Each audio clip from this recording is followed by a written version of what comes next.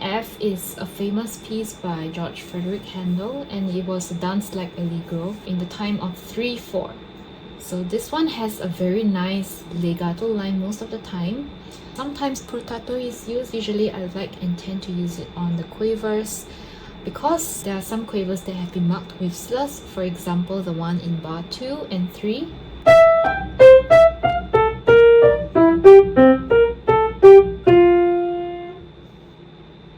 And so this brings out the down-up part of the slur. And then it also has to do with because of how the dance was meant to be. At dances like this in 3/4 time, there used to be curtsy at the start of the dance where the dancers would enter, and this would mimic the curtsy movement.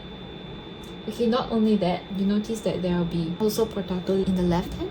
So in bars 2 and 3, you would also see that for the crotchets themselves, I would also choose to have the portato touch to separate the crotchets from each other. So from bar 2,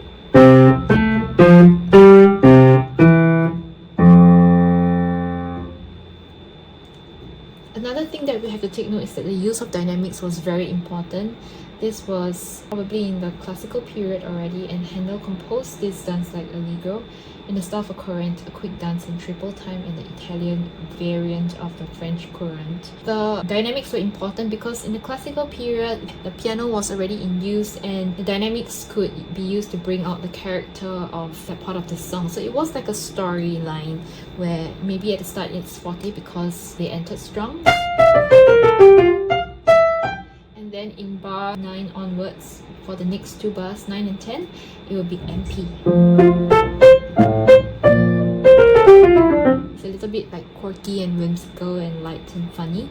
And then we have the part in 11 where it suddenly becomes stronger to MF. And then it builds up to forte.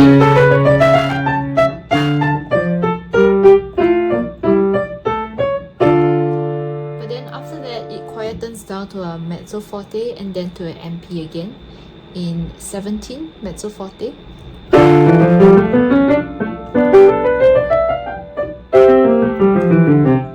and even more quietly to MP, your mezzo piano in bar 19.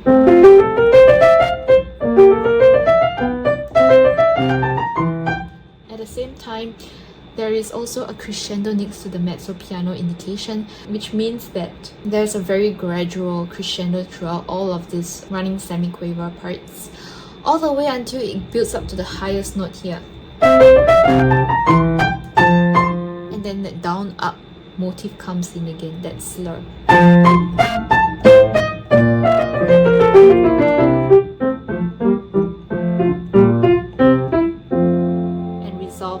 Probably a little bit quieter in mezzo piano or mezzo forte, depending on your interpretation. Yes, so that is the general idea of the song. The dynamics are really very important. They add a lot to the character of the song, so that's something to take note of. Another thing would be there is some tricky fingerings here and there, so let's go through the right hand from the beginning. We have 4 on B flat, 3rd finger, 2 4 here, so that you can reach the F and the A immediately. Then 3rd finger on B flat again. 2 3 1 5 4 3 2. And this makes sense because you can apply some more pressure on 4 when your hand is curved and it's in a neutral position facing forward to the piano. Next part, following the line of the melody, it starts to get louder.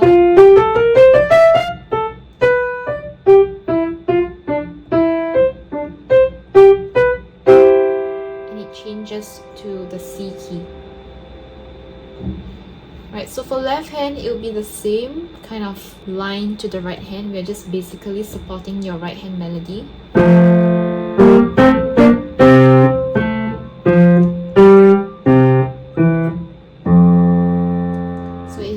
Slight crescendo, a slight diminuendo, but then when it comes to how the right hand quietens here in bar 4, the left hand has to bring out that part with the running notes because the semiquavers also form an important motif. And then this is echoed by the right hand in the next bar, in bar 5.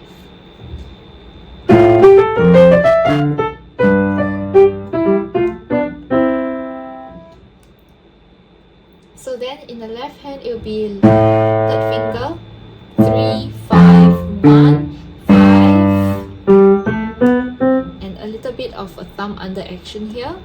So after the second note in bar 6, if you turn on the third finger on the La note, and you can use a fourth safely here, then 1, so there is this part where you have to consciously take note to have a small closed curved hand shape, and then spread it out again.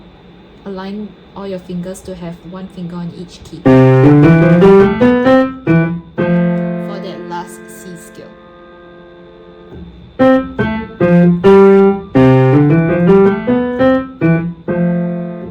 So moving on, we also have the right hand doing this next. So we're gonna start MP, just take note of that.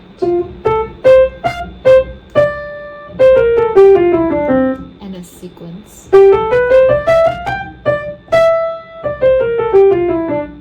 Just one tone higher. And then another sequence yet. And then because this is the highest sequence, it is the loudest, it does make sense with the dynamics. So you do have to take note to bring out the changes from MP and MF and then forte.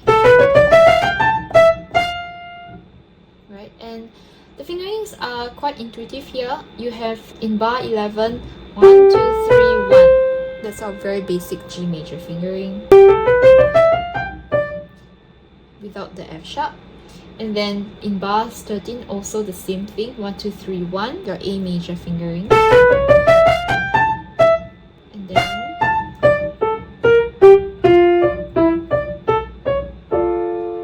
so it has a very nice repeating rhythm here. You have a down, up, jump, jump, jump, jump, down, up, bounce, bounce, bounce, snap.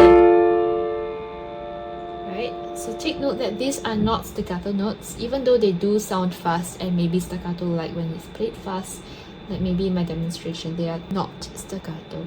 And so it would be a mistake to make it very dry and very sharp like that. Yeah, so you really have to make sure that they are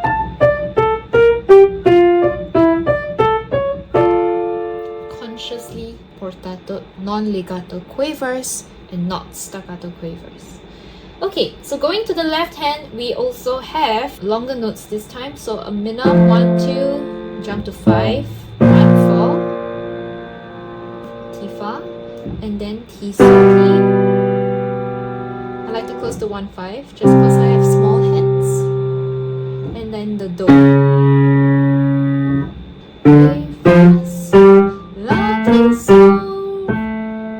So same thing, make sure you close 4 to 1 here. Just to play that scale and then spread it out to play the D.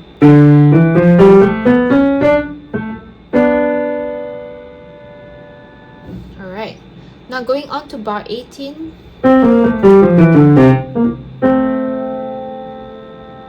So this one has a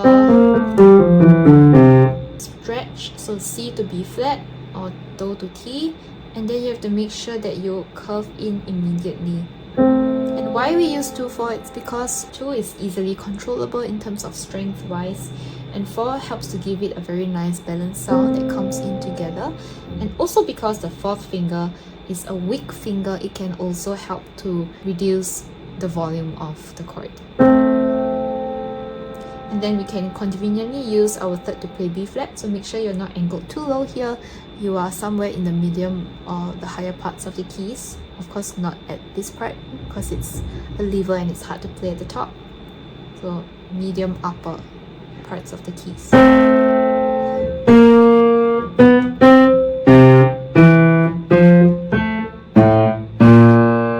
hold that B flat.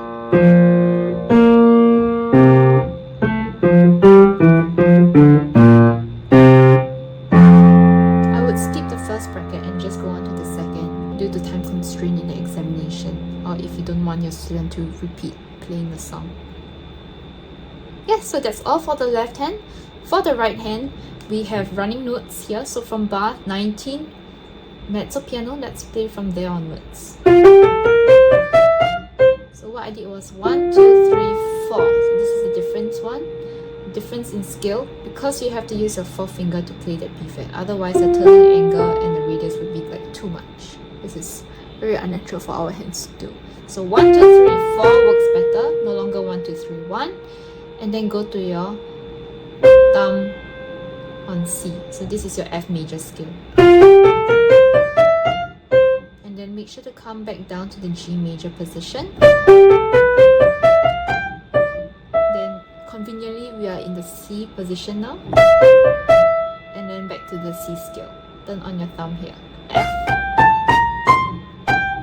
And make sure you do that portato touch. Then the down up action again.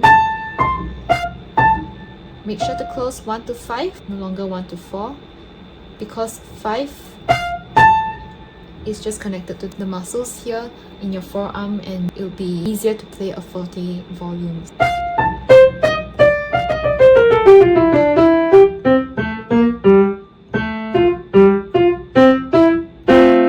And make sure that chord comes in, all three notes are very clear and very distinct. And also to consciously make sure that your pinky is standing, that we have a loud and sonorous last chord. Yes, so I believe that's it for Allegro in F, and I hope you had fun. Do have a great time practicing, and I'll see you in the next video. Bye!